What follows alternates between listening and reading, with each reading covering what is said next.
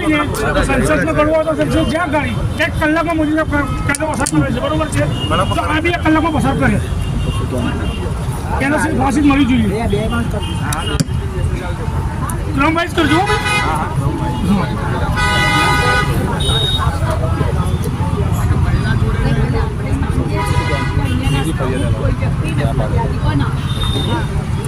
Police પોતે ફરિયાદી છે તો અમારી માંગ એવી છે કે એના કોઈ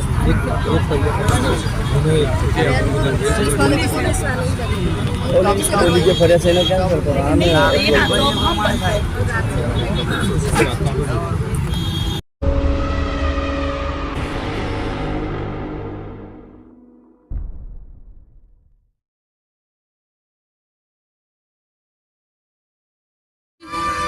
मैं नागपुर महाराष्ट्र से बिलोंग करती हूँ और यहाँ अहमदाबाद के दौरे पे मैं आई हुई थी. मैं संविधान संरक्षण समिति की संयोजक हूँ और आज जो ये संविधान निर्माता का अपमान, ये केवल यहाँ हुआ क्या?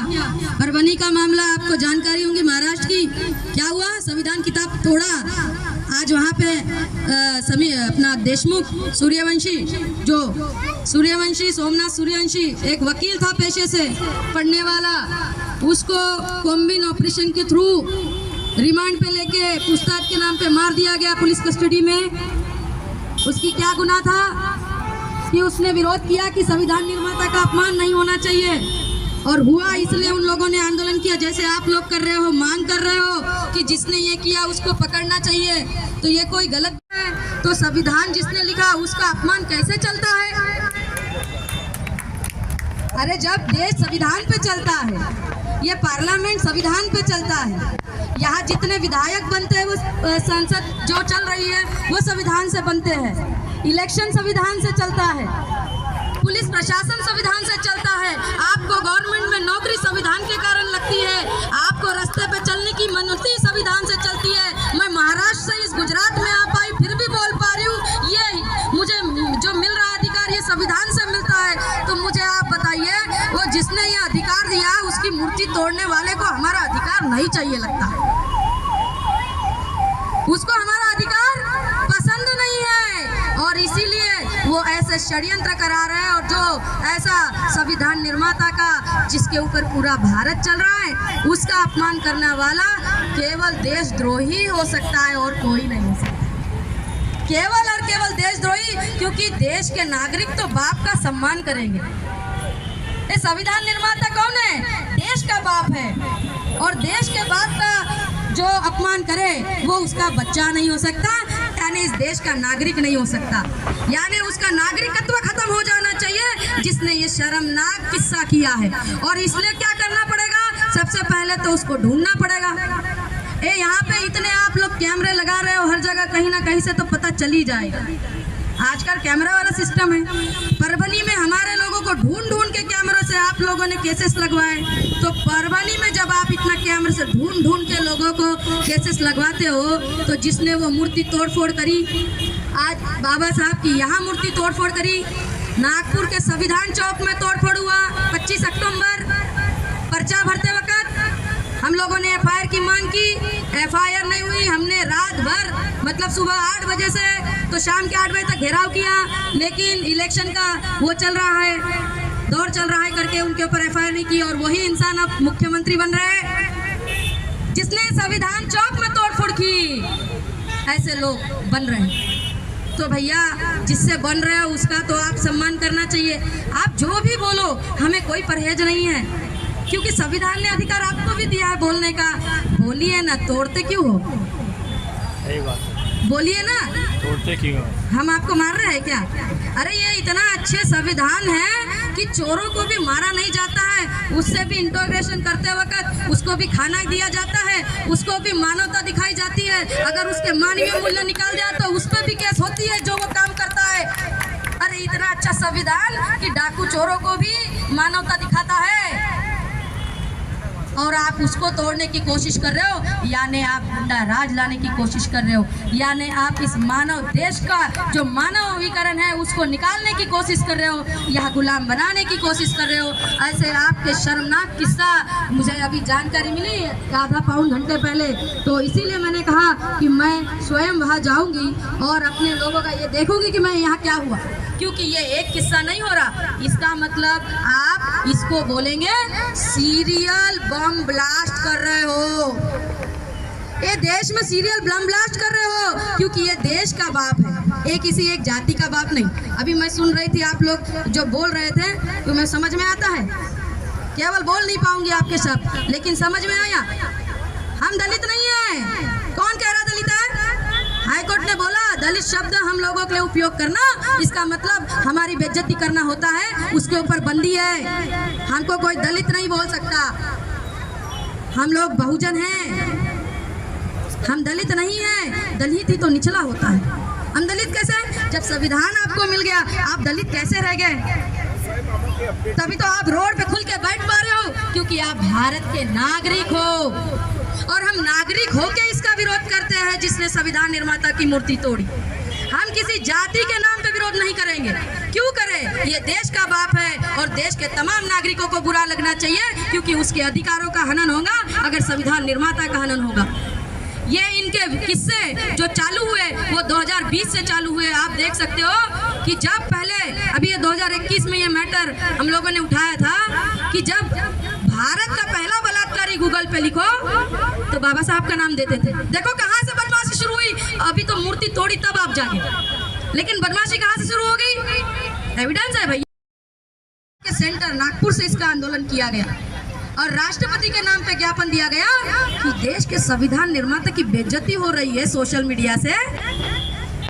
अगर उनकी बेइज्जती हुई ना, कलेक्टर जी महिला थी इसलिए बता रहे हैं, आर विमला जी, मैंने कहा अगर बाप की बेइज्जती होती है फिर भी बेटे नहीं बोलेंगे ना, तो जिस दिन बाप की बेइज्जती होगी तो बोलेंगे जब मतलब बेटे की बेइज्जती होगी कोई नहीं पूछेगा। अरे जब तेरे बाप की बेइज्जती हो रही थी और नाकारा बेटा कुछ नहीं बोला, तो जब उसकी बेइज्जती होगी तो उसने तो कुछ किया ही नहीं रहता है। बाप के नाम से तो पहचानते हैं ना लोगों को, अरे बाप के नाम से तो पहचाना जाता है ना सबको, बेटों को।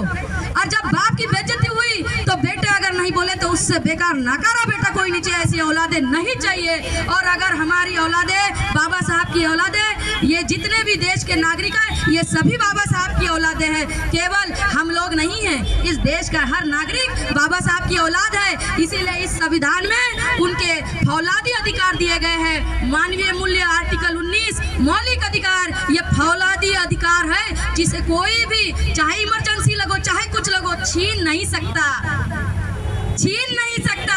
और ऐसे संविधान निर्माता का बारंबार पूरे भारत में अलग अलग जगहों से अपमान करना, चाहे वो कहीं से भी हो, तो ये धिक्कार लायक है और ये दिखाता है कि देश के नागरिकों से उसके मानवीय मूल्य छीनने का प्लानिंग चल रहा है। तो जब मानवीय मूल्य छीन लाएंगे तो केवल आप रास्तों पे नहीं बैठोगे, तमाम देश का नागरिक रास्ते पे बैठेगा।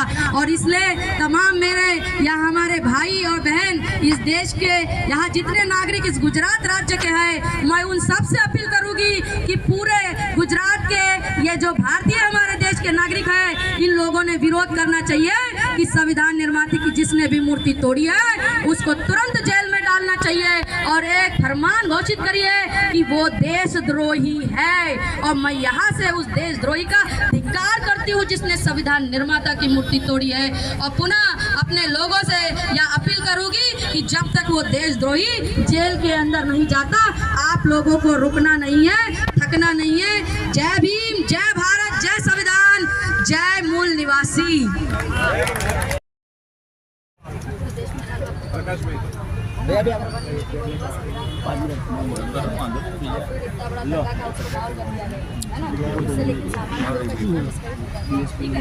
वो कोशिश आप लोग 2 दिन हो गया, इतना आजकल सब कैमरा वगैरह रहता है, तो जब संविधान निर्माता का अपमान हो रहा तो आपका क्या लगेगा?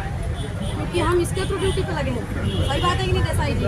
हाँ, पूरे सुबह से हम लोग सब लोग साथ हैं। और सब लोग हम साथ में मिलकर काम कर रहे हैं। यहाँ के जो लोकल लोग हैं हम लोग दोनों एक कोऑर्डिनेशन में चल रहे हैं। पर पूरा हमने क्या किया, कितनी मेहनत किया, सब लोगों को इन्फॉर्म किया हुआ। आप मेहनत किए हैं, जानकारी है, लेकिन आप मुझे बताइए, आपने मेहनत की रहती और आप पास नहीं हो रहे थे IPS की एग्जाम, तो आप ये बन मेरी जगह कोई और बनेगा। नहीं, कोशिश मैं वही बोल रही हूँ, मतलब आपने कोशिश की लेकिन सफल नहीं होते, तो लोग क्या बोलते, कुछ कमी रहेगी। देखिए मैं MTech वही मैं कह रही, आप क्या कह रहे हैं कि मैं कोशिश कर रहा हूँ, सही कह रहे हैं, और करो, कोशिश करो, लेकिन जब तक उसका रिजल्ट नहीं मिलता ना, तो फिर आप उसको नहीं बोल सकते कि हमने पूरा कोशिश किया। ठीक है, अब दूसरी बात मेरी ये है कि आपने ये जो मूर्ति तोड़ी गई है, वो जो भी इंसान है, ठीक है, इंडियन सिटीजन है, और इंडियन सिटीजन में देश के संविधान के लोगों की मूर्ति तोड़ना, इसका मतलब देशद्रोह होता है।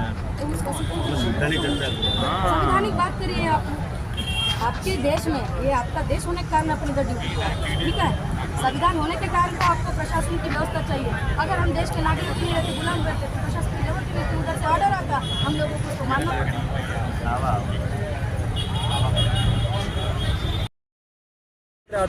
मी काय म्हणत आहे उन सबको की माझ्यासोबत डिस्कस करतात साहेब जोडे माझ्या गोष्ट झाली. लेकिन हाँ, कुछ बात ठीक है, मी कॉन्टॅक्टमध्ये होतो. अच्छा बात ठीक है, चालेल. इन्व्हेस्टिगेशन की जाहिर में लीक नहीं ते काय त्यांच्या अंदर राहते ती काही सगळी बात एक गोष्ट समाजामध्ये एक जनतामध्ये नाही सांगू शकते ते. नाही नाही, आता सगळी जनता ही भारतीय जनता आहे, भारताची जनता आहे. ते कसं ठीक आहे आहे ना? इन्व्हिटेशन आणि नाही ज्यांनी सांगू गुन्हा शकत केला ना. ना, तो भारताचा ते नागरिक सांगितलं म्हणू आहे शकत की नाही. इथे जे जनता राहते ना हां. त्यांच्या 5 जागेवाना त्यांनी सांगितलं आहे. અને એનો જલ્દીથી જલ્દી અમલ થાય એ પહેલાં કામ કરો. પહેલી તમારી માંગ જો કે અન્યના જે સ્થાનિક કોઈ હોય ને એને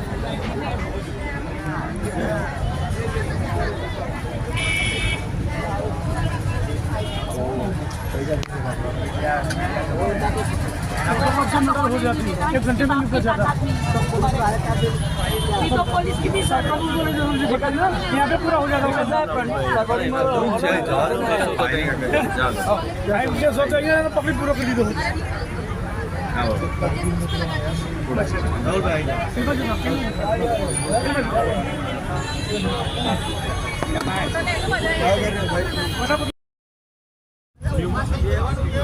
हाँ, ये हुआ नहीं है।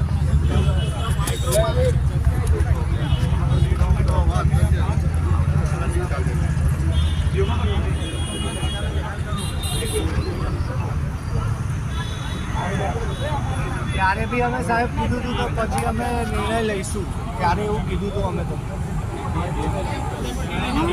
એવું નહીં ત્યારે આપણે વાત થઈ હતી કે હવે ત્યારે અમે કરીશું તો કોણ ફરિયાદી મળશે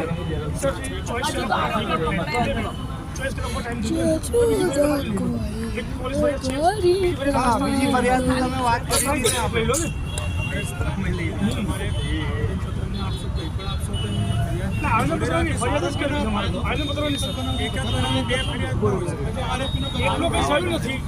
ચોઈસ કલાક પૂરા થઈ ગયા,